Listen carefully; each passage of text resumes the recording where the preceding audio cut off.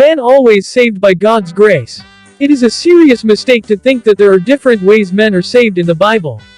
The most common form of the mistake is in the false idea that Israel was saved by works, but the church is saved by grace. In other words, there are two ways of salvation in the Bible. There is always ever only one way men are saved: by God, by grace, by faith.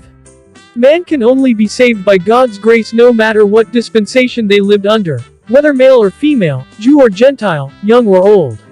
This mistake is easy to make when people first hear about rightly dividing the dispensation of grace from the dispensation of the law, or prophecy from mystery. Truly, there are different gospels in the Bible. Truly, Israel and the church, the mystery body, are not the same. Truly, works were required under the law, but are not required under grace. Truly, the mystery of Christ and salvation was hidden from ages and generations past until revealed to the Apostle Paul. But there was never a time when salvation from sin could be given to anyone apart from God's grace, to men who did not have faith, and without Christ's death, blood, burial, and resurrection being accomplished even if it was yet future. God is the only one who can save. The only way He can save is by His grace. His grace is always merited by Christ and His work by the cross. Salvation is always available to all, but only given to those that believe. What God has told men to believe into has changed, but the way God saves sinners has not. I repeat again. What God has told men to believe into has changed, but the way God saves sinners has not. This understanding of salvation is manifested in Paul's epistles, and is witnessed by but hidden from the law and the prophets. Romans chapter 3, verse 21.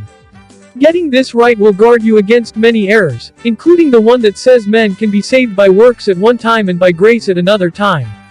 This is simply not true. Works could not ever save anyone. All the righteous works of human history put together could not save a single man from a single sin. Even under the law, when works were required of covenant Israel, the law was never intended to bring salvation, but condemnation. Therefore by the deeds of the law there shall no flesh be justified in his sight, for by the law is the knowledge of sin. Romans chapter 3, verse 20. It is wrong to think that Israel was saved by works, but the church is saved by grace. Israel was required to do works because their covenant demanded it, but the law was supposed to send Israel begging God for His mercy and grace. Men of faith did just that. Habakkuk chapter 2, verse 4, Psalm chapter 51, verse 1. Take away all iniquity, and receive us graciously, so will we render the calves of our lips. Hosea chapter 14, verse 2. The law requirements made men guilty, not righteous. Romans chapter 3, verse 19. Salvation is only ever by God's grace. Hence we conclude that dispensational Bible study rightly divides the revelations and dispensations of God. It does not divide the one way of salvation, which is through the gracious work of Christ to all men. How God saves is the same. There is only one means, the cross of Jesus Christ. The message God gives for men to believe is what differs. The gospel is a message, it is an offer, not the means.